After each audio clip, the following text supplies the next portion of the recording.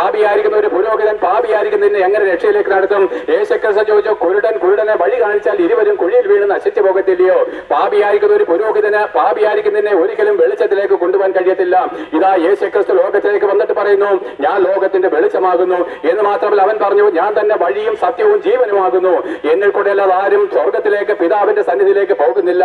എന്ന് വെച്ചാൽ പ്രിയപ്പെട്ട, സ്വർഗത്തിൽ നിന്ന് ഭൂമിയിലേക്ക് കടന്നു വന്ന ഒരേ ഒരു വ്യക്തി യേശുക്രിസ്തു മാത്രമാണ്. മറ്റാരും സ്വർഗത്തിൽ നിന്ന് വന്നിട്ടില്ല. അവൻ ജനിച്ചത് കന്യകയിലാണ്, അതായത് പുരുഷ രക്തം കൂടാതെ ജനിച്ച വിശുദ്ധനാകുന്നു.